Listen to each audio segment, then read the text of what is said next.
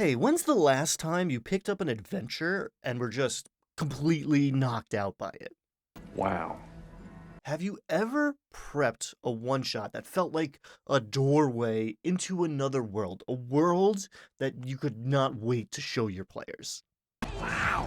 How about a low level adventure that gives characters the chance to cross into another plane, potentially change the course of history, and maybe even access a wish spell? Wow. Hey everybody, I'm Ryan Doyle here at the Verdigris table where I'm about to introduce you to your new favorite adventure. Hey. Wow. Winter's Daughter by Gavin Norman of Necrotic Gnome is an incredible little adventure that has everything. Powerful factions vying for control of the land, lending weight to all of the players' choices, all of the whimsy and horror of pre-Disneyfied fairy tales that serve up delightful and grim wonders in equal measure, plus star-crossed lovers and a Romeo and Juliet level romance, but with elves and magic. Wow. A little heart and everything. This short module will not only provide your group with a night or two of fun they will remember for a long time, it could forever change the way you play TTRPGs. Wow. Yeah. Wow. Okay, I know that last part sounds like a wild exaggeration, so I'm going to explain two ways that's true. Not later in the video, but right here up top. The first way this could forever alter your approach to gaming is by its brilliant layout. A lot of us just accept that, like flipping pages, reading through walls of text to find the relevant information, and having multiple books or tabs open in front of you is just part of running the game. Not so, says Winter's Daughter, with everything you need and nothing you don't. Beautifully arranged so the details just kind of leap off the page at you with brilliant use of headers and highlights and bullets and bolding. So everything is clear and concise and a joy to use at the table. At a glance, you can see this is the Knight's Tomb, where we find the ghost of Sir Chide. It's got a stone coffer, a hanging portrait, and some silver candlesticks, probably in the order most relevant and noticeable to the players. And what's that? The stat block is right here on the page where we find this guy, not all the way in the back or in a different book. Now, my 5e friends might be looking at that stat block in a little bit of confusion, so now might be the perfect time to mention there are two versions of this adventure. One for old school essentials or any BX clone really, as well as a version for D&D 5th edition. Now, a 5e stat block is a much more substantial thing. Look at this beast. So the fine folks at Necrotic Gnome designed things to be as user-friendly as possible, and now we have a two-page spread for this room, so we've still got everything we need right in front of us while we're running this. But Ryan, some of the deepest design nerds are yelling, something's missing, they might say. Where is the layout of the room? What shall I draw on my battle mat? Well, check out this map. Wow. It looks great. Here's the inside and the outside of the tomb, complete with brief little entries that would let you, with a little prep and experience, run this whole deep adventure right off of the two-page spread here if you wanted to. The minimalist attention to detail is also right in line with how I take notes for session prep personally, and has taken my prep to a whole new level, so now I am running games even more smoothly. I want everything from here on out to be this easy to run. And I'm not only drawing inspiration from my homebrew, but anything I design for you in the future. And hey, hit subscribe so you don't miss that, because we're going to talk more about that pretty soon. Okay, I could go on about smart design choices in here, but the second way Winter's Daughter might make a lasting impact on your game group is by introducing some old school elements and sensibilities to players more familiar with like a 5e Pathfinder, modern mindset. We could do a whole video listing good adventures to broaden a typical table's horizons, and I encourage you to do so below in the comments. But I would put this book near the very top of any list to help players and dungeon masters branch out for a host of reasons. First and foremost, as we already mentioned, there is a 5e version of this one, so nobody has to learn a new system to get a little taste of this style.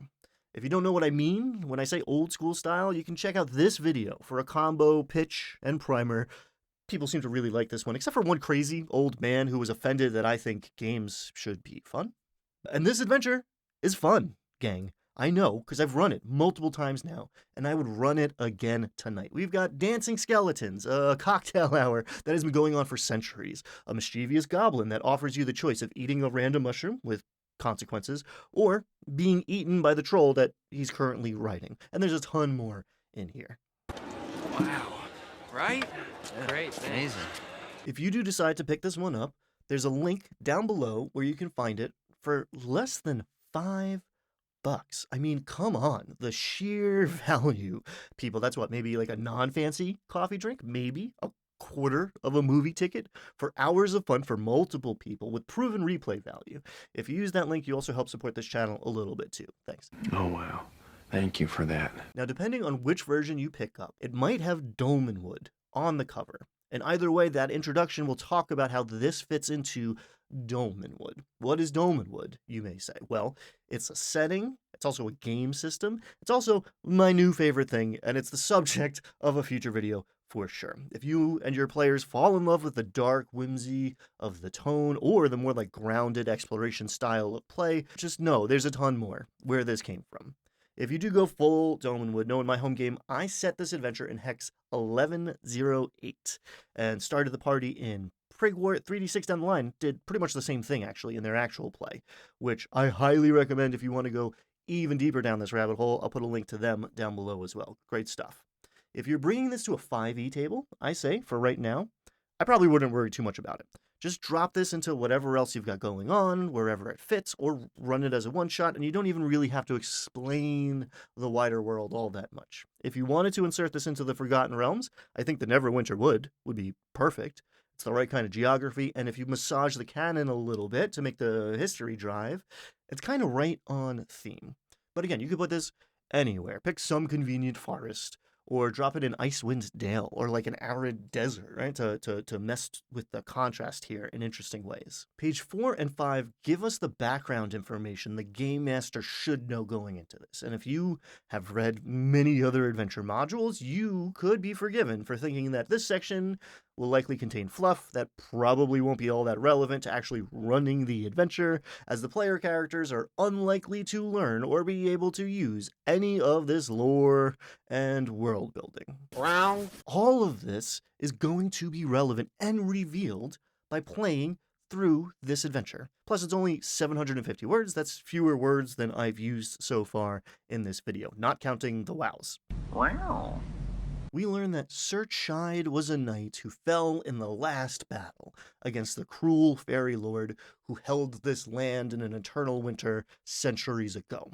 The Cold Prince was vanquished back to the land of the Fae, and Sir Chide was entombed in a burial mound beside the Ring of Standing Stones where, in life, he'd met and fell in love with the mysterious Lady of the Wood. Turns out, this knight's lady fair was actually Princess Snowfall at Dusk, daughter of the evil Cold Prince, who was not very happy to learn his daughter was in love with a mortal who he was currently at war with. The fairy lord locked her in an icy tower, but not before Snowfall at Dusk and Sir Chide sealed their engagement with a magical ring that draws them together still, even though Sir Chide is long dead. That ring is buried on his skeletal finger, and different people want it for different reasons. The adventure gives us 3 solid hooks, and I recommend giving them all out to different players.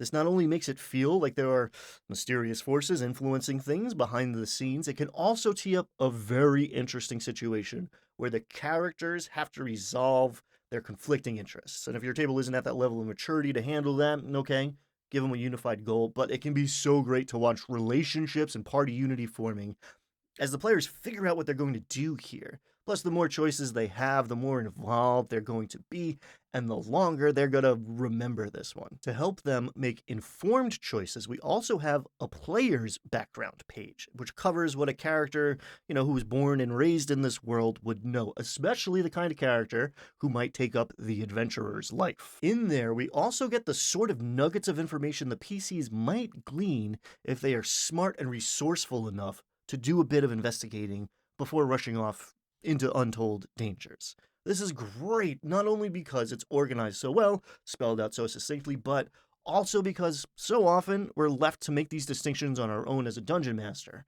I know I've definitely erred on the side of caution, and on the side of giving away way too much information at different times in the past. But with this, we read 3-4 pages, and we're pretty much ready to run the rest of this thing sight unseen. Now, I am not suggesting you do that. I firmly believe that you and your players are going to have a better time if you do some of the right kind of prep.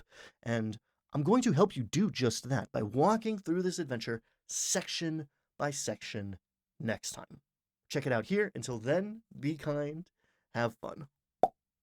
Oh man, I feel like, wow, it's like I come over, it's like I don't know what to expect. I gotta be honest, I come in, it's like a little like I'm trying to get my bearings, there's cartoons, your mom, and it's like you still got it.